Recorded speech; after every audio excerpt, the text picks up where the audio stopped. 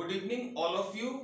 आज का जो हमारा टॉपिक रहेगा, देखिए ऐसा है कि जो अब तक हम लोग पढ़ाई कर रहे हैं फंजाई में, हम उठाए थे general characteristic feature of fungi, वो हमने कंप्लीट करा दिए थे और उसमें पॉइंट्स थोड़े लगभग 25 के करीब पहुंच रहे, 25। बट मजबूरी ये है कि 12-15 तो एग्जाम में बच्चे को लिखने होते हैं, लेकिन जो 10 पॉइंट जो बढ़ रहे हैं वो पॉइंट आपको अन्य जो जेनरा या जो आपका पैथोलॉजी वाला पोर्शन आएगा उन सब में सिग्निफिकेंट होंगे। और उसमें कुछ शॉर्ट नोट भी निकल के आ रहे हैं, सिम्बायोट्स हुआ, ऑब्लिगेट पैरासाइट हुआ, होलोकार्पिक, यूकार्पिक। इस कारण थोड़े से वो बढ़ाएंगे। एक हिसाब से आप ये मानिए general characteristic feature of fungi and terminology.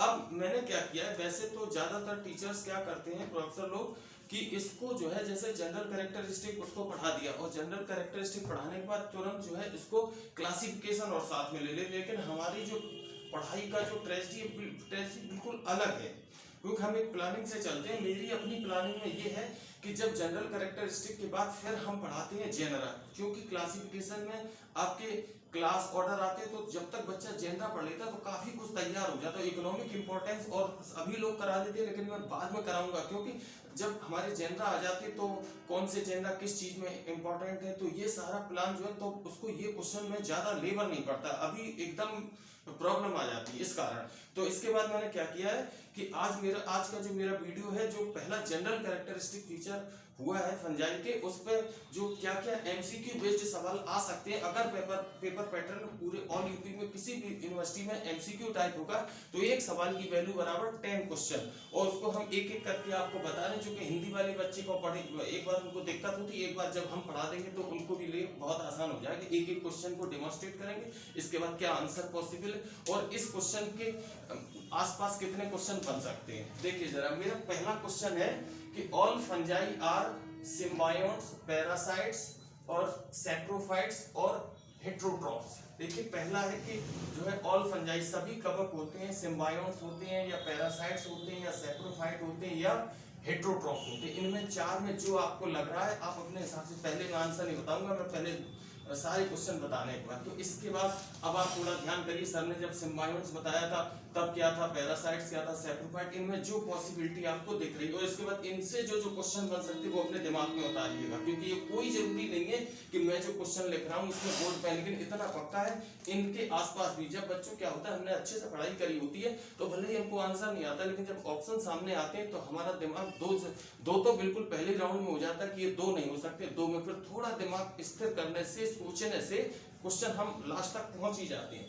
मेरा दूसरा सवाल है, एन एग्जाम्पल ऑफ होलोकार्पिक फंजाई। मैंने आपको दो फंजाई बताई थी, होलोकार्पिक, यूकार्पिक। अब आप अपना दिमाग दौड़ाइए कि जरा इनमें से क्या ऑप्शन हो सकता है। कि आप मुझे होलोकार्पिक का सवाल मैंने रखा है 59, यूकार्पिक आ जाए तो हमें एक सवाल को दो जगह फैल रहा है। तो होलोकार्पिक में हमने लिया है, पहला जो लिया है पक्सिनिया, दूसरा एल्ब्यूगो, तीसरा अगेरकस और चौथा नन। इसके बाद study of fungi are called, मतलब फंजाई का अध्ययन कहलाता है फाइकोलॉजी, माइकोलॉजी, लाइकेनोलॉजी, नन। इसमें से जो आपको ठीक लग रहा है। इन फंजाई कैरिटोनोइड्स आर, फंजाई में कैरिटोनोइड्स होते हैं या नहीं होते हैं, या कुछ फंजाई होते हैं कुछ नहीं होता है, जो नन वाला सही है, जो भी आपको लग रहा हो। इसके बाद ऑर्गेनाइजेशन ऑफ विपलेस फ्लैजेलम। फ्लैजेला आपको मैंने बताया कि दो प्रकार की, अब ये भी क्वेश्चन आ सकता है फंजाई में फ्लैजेला कितने प्रकार के होते हैं, या विपलेस फ्लैजेलम की जो आपकी सरफेस है वो कैसी होती है, स्मूथ होती है या इस पे हेयर पाए जाते हैं। तो ये सारे क्वेश्चन, लेकिन हम अपना सवाल एक पूछ रहे हैं तो 1 से 10 सवाल। तो ऑर्गेनाइजेशन ऑफ विपलेस फ्लैजेलम 9+1 वाला लागू होगा, 9+2, 9+4 और नन। अगला क्वेश्चन है आपका resting stage of fungal hyphae. Fungal hyphae की विश्रामावस्था क्या कहलाती है, एप्रिलसोरियम, हॉस्टोरिया, हाइपरट्रेप्स और स्क्लेरोटियम। इसमें हमने आपके फंजाई की लाइफ साइकिल में डिफरेंट स्टेजेस में 4-5 चीजें आई, तो उनमें क्या एप्लीकेबल होता है। इसके बाद in few unicellular fungi a part of vegetative mycelium change to reproductive unit, residue part vegetative, मतलब आपका यूनिसेलुलर फंजाई में, कुछ यूनिसेलुलर फंजाई में जो है आपका वेजिटेटिव माइसीलियम का एक भाग जो है आपका रिप्रोडक्टिव यूनिट में शेष वेजिटेटिव रहता है। इसको हम क्या कहते हैं, सिम्बायोट्स, हेटेरोट्रॉपिक, होलोकार्पिक और यूकार्पिक। इसमें से जो आपको सही लगता है पहले अपना दिमाग दौड़ाइए क्या होगा, इसके बाद आंसर अभी आपको देते हैं। In fossil record presence of fungi in, fossil record में फंजाई की उपस्थिति मिली paleozoic era, devonian record, devonian and pre cambrian era, none. इसके बाद नेक्स्ट क्वेश्चन है dolipore septa are present albuginaceae basidiomycetes ascomycetes none. Next question है best example of obligate parasite australopithecus fusarium और पक्सिनियम। ये हमारे सवाल थे जो कि हिंदी में बच्चों लिखना बहुत ज्यादा पॉसिबल नहीं होता है, इस वजह से आपको जो है आपको क्या नाम ये बता देते हैं, लिखते हिंदी में, जो लिखना भी बहुत पड़ता है। अब देखिए ऑल फंजाई आर सिम्बायोन्स पैरासाइट्स और सेप्रोफाइट्स और हेटेरोट्रॉप्स। तो आप लोग देख रहे थे फंजाई की परिभाषा कह रही fungi are achlorophyllous spore bearing eukaryotic organism. जब एक क्लोरोफिलस है तो आप जानते हैं कि फिर उनमें जो है अपना भोजन स्वयं बनाने की क्षमता नहीं होती। तो ये सब कुछ तो पैरासाइटों मिले सेप्रोफाइट, लेकिन सब जो है आपके ऑल फंजाई सबके सब कैसे हैं आपके हेटेरोट्रॉपिक, चाहे वो ऑब्लिगेट हो सिम्बायोट्स हो, सबके सब कैसे आपके हेटेरोट्रॉप्स। इसके बाद बेस्ट एग्जांपल ऑफ होलोकार्पिक, होलोकार्पिक और यूकार्पिक बताया था। होलोकार्पिक का एग्जांपल आपको क्या बैठता है, पक्सिनिया, हेलिन, एल्ब्यूगो। यूकार्पिक का एगेरकस, तो इसमें नन वाला जाएगा, ठीक है, क्योंकि इसका एग्जांपल है आपका सिंकाइटियम एंडोबाइटम। जो ब्लैक बार डिजीज ऑफ वो ऑप्शन नहीं है तो नन के साथ जाना होगा। तीसरा study of fungi are called क्या कहते हैं आपकी माइकोलॉजी, ठीक है। और इसके बाद इन फंजाई कैरिटोनॉइड्स आर, इसमें जो है आपकी क्लोरोफिल का होता है, बट कैरिटोनॉइड्स क्या होते हैं आपके पाए जाते हैं, यानी कि प्रेजेंट वाले ऑप्शन के साथ हमको जाना होगा, ठीक है। इसके बाद ऑर्गेनाइजेशन ऑफ विप्लेस फ्लैजेलम। फ्लैजेला दो प्रकार की बताई थी आपको, विप्लेस एंड टेंसिल। तो विप्लेस में स्मूथ पार्ट थी, इस तरीके का चित्र था, और टेंसिल में क्या था आपका मेस्टिको।